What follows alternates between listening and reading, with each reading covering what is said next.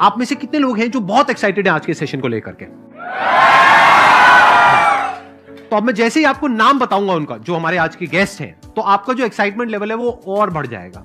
ये बताने से पहले कि गेस्ट कौन है, मैं आपको थोड़ा सा बताता हूं यूट्यूब के बारे में। यूट्यूब में क्या है कि पूरे वर्ल्ड की अगर बात करी जाए तो करोड़ों चैनल्स हैं जो अलग अलग जॉनर्स में हैं, अलग अलग कैटेगरीज में हैं। उसमें से दो बड़ी कैटेगरीज हैं, मोटिवेशन और एजुकेशन। पूरे वर्ल्ड में जो वर्ल्ड का नंबर 1 मोटिवेशन चैनल है वो मेरा है, और जो वर्ल्ड का नंबर 1 एजुकेशन चैनल है किसी इंडिपेंडेंट क्रिएटर का, वो उनका है, जो कि हमारे गेस्ट हैं। उनके 17 मिलियन से ज्यादा सब्सक्राइबर्स हैं। Please give an energetic and warm welcome to the one and only Khan sir.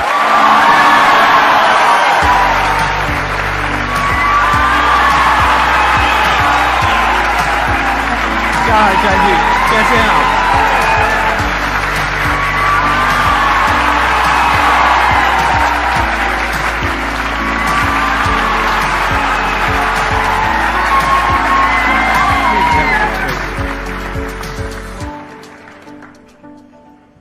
इससे पहले कि ऑडियंस आपसे कुछ पूछे या इंटरेक्ट करे, मेरे माइंड में एक क्वेश्चन है आपके लिए जी। जो बच्चे हैं वो आपके इतने दीवाने क्यों हैं, इतने पागल क्यों हैं आपके पीछे? मतलब मेरे कमेंट सेक्शन में भरा पड़ा था, खान सर कब आएंगे, खान सर कब आएंगे। मतलब ऐसा क्या जादू कर दिया आपने बच्चों के ऊपर? ये सवाल हम आपसे भी पूछते हैं, हमारे पे भी इतना कमेंट आया, इतना मेरे तो ऑफिस में लोग चले आए कि सर कब जा रहे हैं। अच्छा। क्योंकि हम लोग का तो एग्जैक्ट है, वही पढ़ाना है। हाँ। तो देखिए, हम लोग का मेन है कि बच्चों को जो जरूरत रहती है कि अगर लड़का पढ़ने आ रहा है ना, उसके मन में कोई डाउट ना रह जाए। हम उसको कहते हैं कि हम तुम्हें पढ़ा रहे हैं, दम है तो भूल के दिखाओ, याद करके नहीं।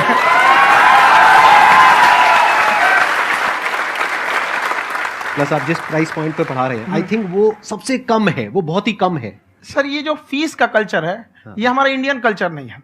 हमारा इंडियन कल्चर गुरु दक्षिणा है, उस हिसाब से वो सही है।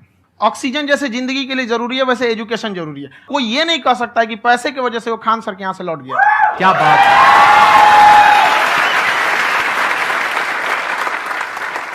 मैंने देखा कि आपका ये जो चैनल है कि ये पिछले 3 साल के अंदर अंदर ही ग्रो किया है। हमको जब चैनल शुरू हुआ तो एक दिन में हम 4-5 वीडियो बनाए।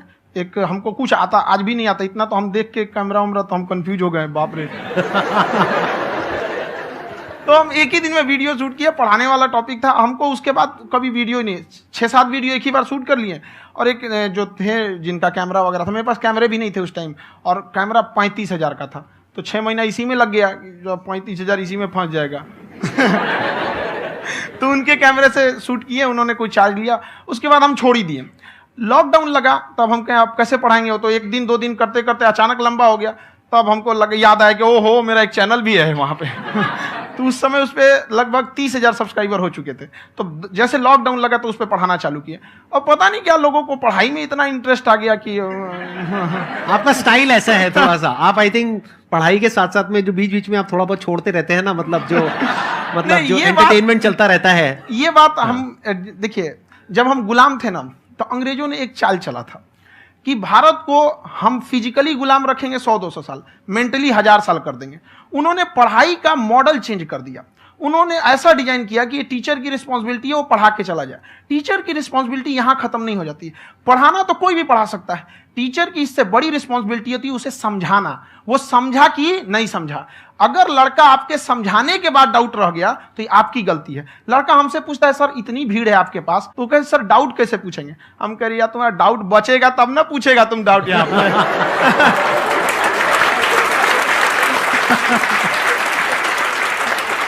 कॉन्फिडेंस नेक्स्ट लेवल है खान सर का, मानना पड़ेगा। और शायद यही वजह है इनकी जो ग्रोथ है उसका।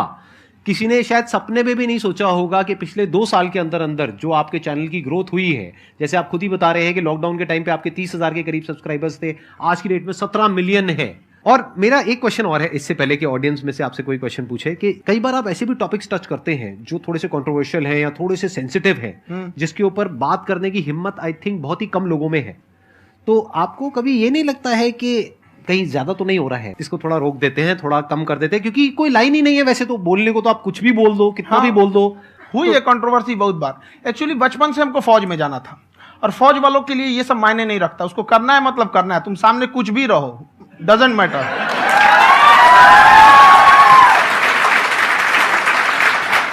और मैंने YouTube पे देखा कुछ वीडियोस में कि आपका जो इंस्टीट्यूट है वहां पर आज से कुछ साल पहले कुछ बम गिरे थे। हाँ, कुछ गिरे थे, कुछ तो बहुत सॉलिड जगह गिरा था, फटा नहीं वो। मतलब आपके आसपास? हाँ, बम को भी पता है कि टीचर की इज्जत किया जाता है। क्या बात है, क्या बात है। मैं समझ पा रहा हूं कि ये आपके अंदर जो एटीट्यूड है ये कहां से आ रहा है, क्योंकि आप बचपन से ही फौज में जाना चाहते थे, तो आप जंग के मैदान में ही खड़े हैं एक तरीके से। बस फर्क ये है कि आपके हाथ में कलम है, हथियार ना हो करके। हथियार से एक आदमी की जान जा सकती है, हाँ। कलम से बहुत ताकत होता है। शिक्षा एक ऐसा हथियार है ना, हर कुरीतियों से लड़ सकता है, हर तरह की समस्याओं से। और ये एक ऐसा हथियार है, मेटल डिटेक्टर में भी नहीं पकड़ाता है।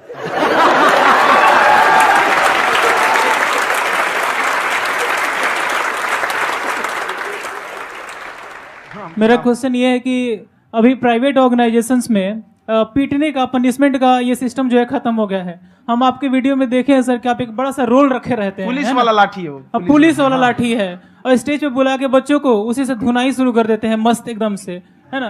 तो सर मतलब कि बच्चे मतलब कि डरते नहीं है आपसे, और इस तरीके से कैसे कनेक्टेड हैं आपसे, है ना। और एक और क्वेश्चन सर, यूपीएससी का जो आप अपना बैच स्टार्ट करने वाले हैं, ठीक है, उसके बारे में बताइए सर, क्योंकि मुझे मतलब कुछ इशू करना है सर, ठीक है। और संदीप सर को देख लिए, मेरा तो वैसे ही हो जाना है।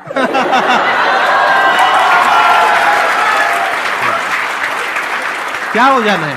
मेरा पूरा कंप्लीट करो। I'll be an IAS officer next year because I have seen you, sir. My day is like complete, sir. All the best. Thank you so much, sir. Thank you. पूरा बोला करो। Thank you. देखिए, लड़कों को जहां तक पीटने की बात है, जब पढ़ाने की बात आएगी तो उसको हम पूरे बेहतरीन ढंग से पढ़ाएंगे। लेकिन जब सजा देने की बात आएगी ना, तो वो भी बेहतरीन ढंग से होगा। ऐसा थोड़ी होगा कि बस एक ही चीज बेहतरीन ढंग से होगा। और डर का होना बहुत जरूरी है। ये डर भी अपने आप में एक मोटिवेशन है, क्योंकि जब आपके अंदर एक थोड़ा सा डर रहे ना, तो डर के भागिए मत। एक ऐसा डर जिसको आप लगे कि नहीं नहीं थोड़ा सा और करने की जरूरत है, फिर तो ये हम इसको क्रॉस कर जाएंगे यहाँ पर। तो लड़कों के अंदर ये डर बनाना भी जरूरी रहता है। और रही बात यूपीएससी वाले की, जो आपने बोला, बहुत सारे लड़के वेट कर रहे हैं यूपीएससी की, क्योंकि 2-2.5 लाख फीस सारे लोग एफोर्ड नहीं कर सकते। और हमारा वही रहता है, हम तो ज्यादातर हमारे स्टूडेंट देखेंगे तो किसी के रिक्शा वाला, सब्जी वाला, यही लोग, इनको तो 2.5 लाख रुपया, इनके पास पूरी संपत्ति नहीं होती है, फीस कहाँ से भरेंगे वहां पे, उसके बाद रहेंगे कहाँ से। तो ऑल ओवर इंडिया से, कश्मीर से कन्याकुमारी तक, गरीब से गरीब भी लड़का उसको पढ़ सकता है। यही कुछ 1000 रुपये मंथली, 12-14 हजार साल का पड़ेगा, खत्म हो जाएगा इतना में।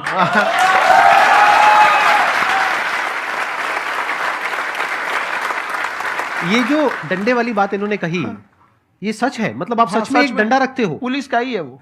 और मारते हो? हाँ, कि मतलब अगर कोई लड़की छेड़ता है या ऐसा कोई भी उल्टा पुल्टा काम पढ़ाई करता लिखाई है, कुछ भी गलती करेंगे तो पिटाएंगे वो यहाँ पे, कैमरे पे, ऑन कैमरा, जैसा भी रहे, कुछ भी पिटाना तो उनको फिक्स है। एक तो कोई मतलब विधायक जी थे, उनके लड़का को पीट दिए, तो चला दल बल लेके अपना वहां पे। उसने घर पे नहीं बताया था कि सर ने पीटा है, बस बोल दिया कोचिंग में पीटा है। बाद में पता चला हम पीटे हैं, तो उसके पिताजी मेरे सामने और पीटे।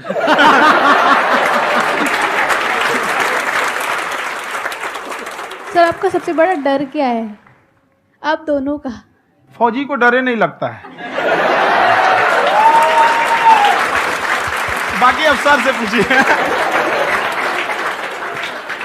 आज के सेशन से पहले कोई डर नहीं था, लेकिन अब मुझे इनकी डंडे वाली कहानियां सुन करके डर लग रहा है कि कहीं मैंने गलती से कुछ बोल दिया और इन्होंने कहीं पीछे कुछ रखा हुआ है, और यही आ करके अगर इन्होंने मेरी पिटाई कर दी तो बहुत बुरा हो जाएगा। तो इसलिए हमको थोड़ा डर लग रहा है।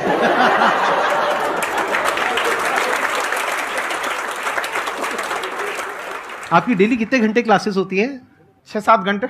अभी भी खुद ही करते हो आप? हाँ, हमारे स्टाफ परेशान रहते हैं।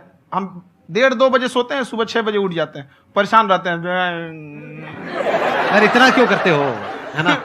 कभी तो उनको भी साथ साथ लगना पड़ता है ना? उनको साथ साथ लगना पड़ता है। हम जग गए हैं तो कोई सोया थोड़ी रहेगा, परेशान रहता, दिन में सोते ही नहीं है बेचारा, कहीं कहीं जाके सोते रहता है। तो हम सीट बांध दिए कि भाई तुम इस समय सो जाना, तुम इधर सो जाना। आपकी शादी हो गई या नहीं हुई अभी? मेरी खुशहाली देख के आप आइडिया लगा सकते हैं।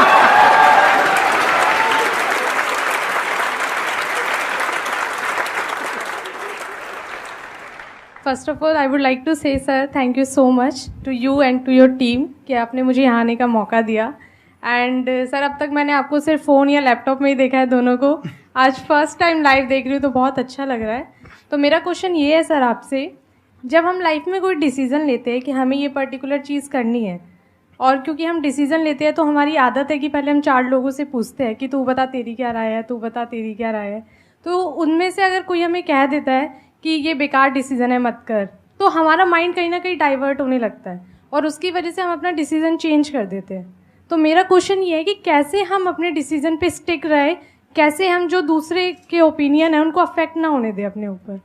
दूसरे से सलाह लेने से पहले एक बार खुद उस पर रिसर्च कर लेना चाहिए, ताकि आप सामने वाला क्या सलाह दे रहा है आपको समझ में आना चाहिए। यहाँ पर ऐसा नहीं है कि कई बार ऐसे होते हैं कि दूसरे वाले को एक्सपीरियंस होता है, तो अगर आपको पहले से आइडिया है, उसके बारे में आप बेहतरीन ढंग से रिसर्च किए हैं कि क्या इसमें प्लस पॉइंट है क्या निगेटिव है, उसके बाद आप किसी से सलाह लेने जाइए। ये नहीं कि मन में आया सीधे बताओ, गड़बड़ा जाएगा। तो वहाँ पे पहले आपको R&D करना पड़ता है, समझ में आया कि नहीं। और जिंदगी हो या गाड़ी, जीतेगा वही जो टाइम पे गियर चेंज कर रहा है। तो डिसीजन चेंज करना बहुत ज्यादा गलत नहीं है। इन्होंने बहुत अच्छी बात कही है और मैं इसी बात में थोड़ा सा और ऐड ऑन करूंगा कि ये जो आपने कहा ना कि अपने डिसीजन पे स्टिक कैसे रहें, ये कोई अच्छी क्वालिटी नहीं है, क्योंकि टाइम टू टाइम आपको अपने डिसीजंस को चेंज करना होता है। जैसे आपने 4 लोगों से डिस्कस किया, कोई इंसान कुछ पॉजिटिव बोल रहा है, कोई नेगेटिव बोल रहा है, उससे फर्क नहीं पड़ना चाहिए। डिपेंड ये करता है कि वो जो बोल रहा है उसका बेसिस क्या है, क्या वो किसी नॉलेज या एक्सपीरियंस के बेस पे बोल रहा है या ऐसे ही कुछ भी बोल रहा है। ऐसे ही बोल रहा है तो फिर उसकी बात पे ध्यान क्यों दे रहे हो। अगर किसी नॉलेज या एक्सपीरियंस के बेस पे बोल रहा है, फिर चाहे वो पॉजिटिव बोल रहा है चाहे नेगेटिव बोल रहा है, दोनों ही मायने रखता है। उसके बाद में रिसर्च करनी है और फिर रिसर्च करने के बाद में फाइनल डिसीजन अपना खुद का होना चाहिए। अब वो डिसीजन उससे अलग भी हो सकता है जो आपने पहले लिया था, और वो सेम भी हो सकता है। सर मेरा क्वेश्चन दोनों से है आपसे, how to deal procrastination and laziness. हमारा ब्रेन है ना, ये बहुत आलसी टाइप का, इसको आराम खोजना पसंद है। अब थोड़ा सा भी आप इसको आराम की ओर लेके चले गए ना तो फिर उधर ही रहेगा। आप सोचेंगे 10 मिनट आराम कर लेते हैं ना, तो 10 मिनट 2 घंटा बना देगा। उसको टॉर्चर कीजिए, चल 10 मिनट बाद में। उसको आप उस पर हावी में, वो कह रहा है कि हमको आराम चाहिए, आपको हाँ आराम मिलेगा, पहले काम फिर मिलेगा आराम। तो आप उसके हिसाब से मत चल। आपका मन कर रहा है थोड़ा सा देख लेते हैं, कोई नोटिफिकेशन आया, आप कोई काम कर रहे हैं, क्यों पहले काम कर लीजिए, बाद में देखिएगा ना नोटिफिकेशन। आप हावी मत होने दीजिए यहाँ पे। अगर आप 5 मिनट भी थोड़ा सा लूज पड़े ना, थोड़ा सा कमर सीधा कर लेते हैं, 2 घंटा बर्बाद कर दिया आपको। हावी मत होने दीजिएगा उसको अपने ऊपर। प्रोक्रेस्टिनेशन को तोड़ने का एक ही तरीका है, सबसे छोटे लेवल पे ले जा करके उस गोल को तोड़ दो।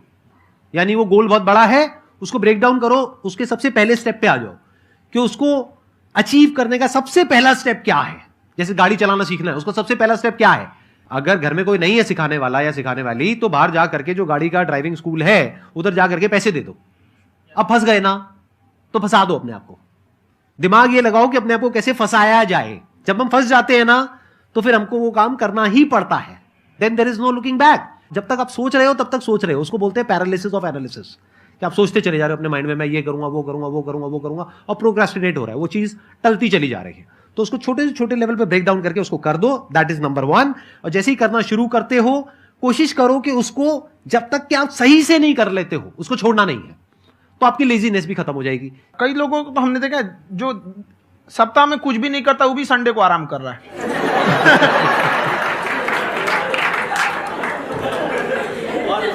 वैसे कहा भी जाता है कि अगर कोई काम आपको करवाना है ना तो ऐसे किसी इंसान को दो जो बिजी है। हाँ। ऐसे आदमी को मत दो जो खाली है। ये परफेक्ट एग्जाम। किसी को भी आप देखिएगा जिसको आप कहते हैं कि मतलब थोड़ा ठीक ठाक आप समझते हैं कि नहीं ये बहुत आगे निकल, वो एक काम को खत्म करने के बाद कभी आराम नहीं करेगा। एक काम खत्म हुआ उसको लगेगा हाँ एक खत्म हो गया, अब दूसरा करना चाहिए। और वही जिसको देखिएगा एक खत्म हो गया और आराम करना चाहिए, कभी नहीं, लाइफ में आखिरी सांस तक।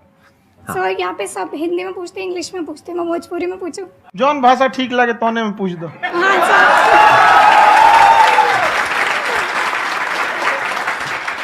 सर ये पूछे के चाहते नहीं कि जैसे हमने के पढ़ाई करे निशान, तो कभी कभी डेली टारगेट्स जो होला वो कंप्लीट ना होला।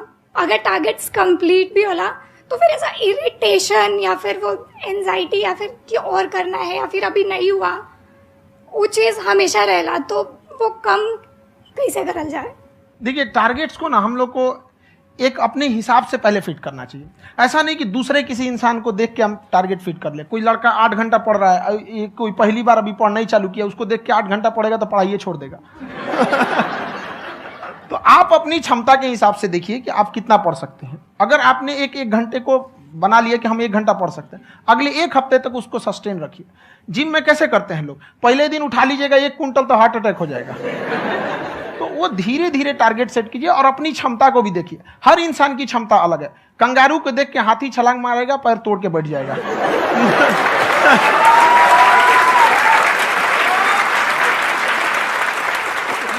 अब संदीप सर का मोटिवेशन देख के इसका मतलब क्या कि ट्रेन के आगे खड़ा हो जाएंगे, ढकेल देंगे तुमको। हालांकि ऐसा कर देते हैं, लेकिन ऐसा करिएगा लोग नहीं, क्षमता पता होना चाहिए। आपके अंदर एंजाइटी हो रही है कि मैंने कर तो लिया है, आप ये नहीं कह रहे कि मैंने कुछ भी नहीं किया है फिर मेरे को एंजाइटी हो रही है, आप ये कह रहे हो मैंने काफी कुछ कर लिया है फिर भी एंजाइटी हो रही है कि कहीं कुछ छूट तो नहीं गया है। तो बेसिकली आपको ये देखना है कि अगर आपके अंदर ये एंजाइटी हो रही है, that means you are a very good student, आप एक अच्छे स्टूडेंट हो। क्यों? क्योंकि बहुत सारे स्टूडेंट्स तो ऐसे हैं उनको पढ़ने के नाम से एंजाइटी होती है। तो आपको एंजाइटी हो रही है कि मैंने पढ़ लिया, दिन में मानो 8 घंटे का आपने टारगेट सेट किया और 6 घंटे पढ़ लिया, या मान लो 8 घंटे भी पढ़ लिया, फिर भी एंजाइटी हो रही है कि मैंने 10 घंटे नहीं पढ़ा।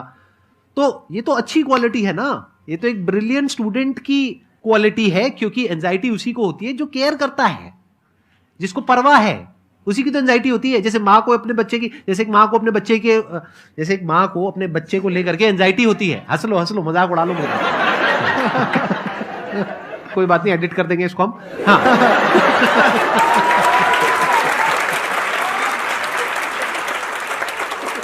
जैसे एक माँ है, उसको अपने बच्चे को लेकर के एंजाइटी होती है, थोड़ी सी भी तबीयत खराब हो जाए उसको एंजाइटी होती है, चाहे बच्चा ठीक भी है, डॉक्टर को नहीं होती है।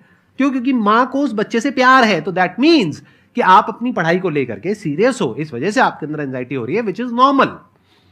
जहां पर प्यार मोहब्बत होती है वहां पर थोड़ी बहुत एंजाइटी तो होती ही है ना। समझ रहे हो ना मैं क्या कहना चाह रहा हूं? आप लोग समझ रहे हो ना मैं कहां जा रहा हूं? जब वो किसी और से बात करती है तो एंजाइटी होती है ना।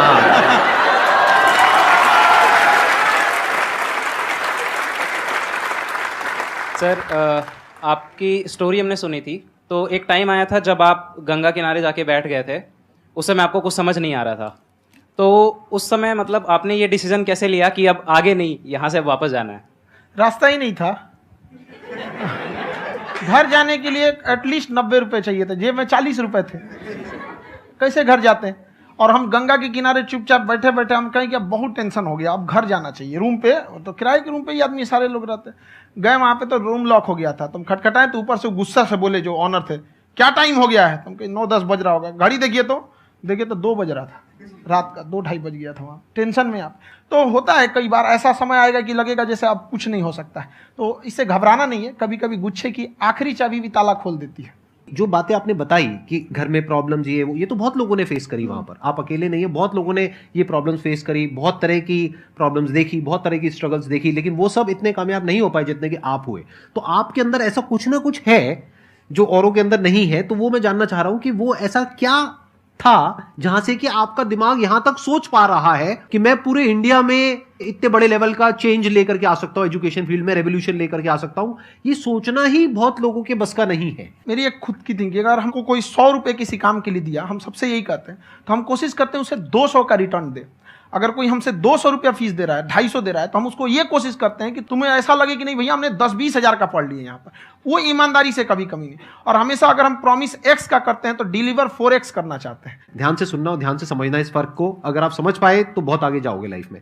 एक वो होते हैं जो ये सोचते हैं कि हमें सब कुछ मिल जाए, हमें कुछ भी करना ना पड़े। दूसरी कैटेगरी होती है लोगों की जिनको जितना मिलता है उसमें भी चोरी चकारी करते हैं या कोशिश करते हैं कि उससे कम दे सामने वाले को जितना कि हमें मिल रहा है। तीसरी कैटेगरी होती है लोगों की, जो इनके जैसे लोग होते हैं, वो क्या करते हैं, वो ये सोचते हैं कि अगर मैंने किसी से 1 रुपए भी लिया, देखा जाए तो 200-250 रुपए कुछ भी नहीं होता है, 200-250 रुपए अगर मैंने लिया तो कैसे उसको 400 रुपए की वैल्यू दूं। ये जो थिंकिंग है ना, यही एक फर्क होता है एक ऐसे इंसान में जो बहुत आगे निकल जाता है और उस इंसान में जो मीडियोकर रह जाता है। आप अपने आप को अपने आप के ऊपर समय दीजिए, उसको डेवलप कीजिए। जब आप अपने आप के ऊपर खर्च करते हैं तो आने वाले समय में लोग गूगल पे आपको सर्च करते हैं। क्या बात है सर, ये आपने अभी बनाया है या ये कोई पुराना आपका वो है? बनते रहता है, इसे फ्लो में बन जाता है। आपके अंदर ना सर एक कवि छुपा हुआ है कहीं ना कहीं जो बाहर आना चाहता है। कभी ना कभी आपने सोचा होगा कुछ। हाँ, कभी कभी देखिए, एक चीज है, संगत का बहुत अच्छा असर पड़ता है। ये चीज को हमेशा, संगति का मतलब लोग हल्के में ले लेते हैं। संगति का मतलब होता है संग संग गति। तो अच्छे लोग के साथ रहेंगे तो संग संग अच्छी गति होती जाएगी, खराब में रहेंगे तो ये भी होता है। बट अपने आप को थोड़ा सोचना चाहिए कि हम केवल जी के मर जाएं इसके लिए नहीं आए हैं। लोग कहते हैं कि सर नाम क्यों नहीं बताते अपना। हमारी एक ही सोच है कि जाने के बाद इस दुनिया से हमको मतलब एक चीज देना चाहते हैं स्टूडेंट्स को, कि वो याद करें कि इस पैसे की भाग दौड़ की दुनिया में हर कोई दोनों हाथ से लूटने में लगा है खाली हाथ जाने के लिए। ये सबको लगा है। तो हर कोई को ये सोचना चाहिए कि था कोई इंसान जो इतने कम फीस में इतनी शिक्षा जो महंगी थी, जो कमाने का रास्ता था, उसको भी एकदम कंपटीशन इतना कर दिया कि अब लोगों को अपनी फीस बढ़ाने में डर लगता है कि अरे यार, लड़का कमेंट करता है कि खान सर इतना ले रहे हैं, आप बहुत बड़ा टीचर हो गए।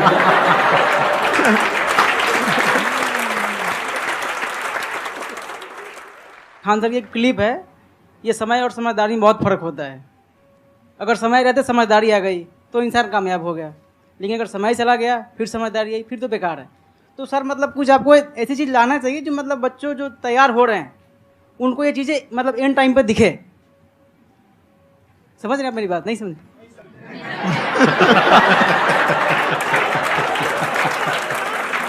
यही होता है सर, सर का मोटिवेशन ज्यादा हो जाता है।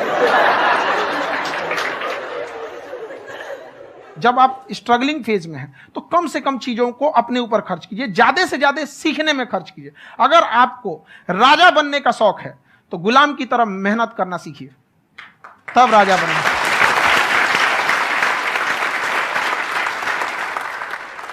ये दुख, ये दर्द, ये सब तेरे अंदर है। तू अपने बनाए इस पिजड़े से बाहर निकल के देख, तू अपने आप में एक सिकंदर है।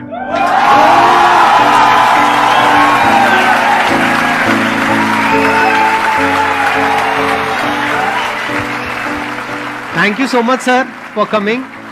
बहुत मजा आया मेरे को आपके साथ में इंटरेक्ट करके। आई एम श्योर आप लोगों को भी बहुत मजा आया होगा।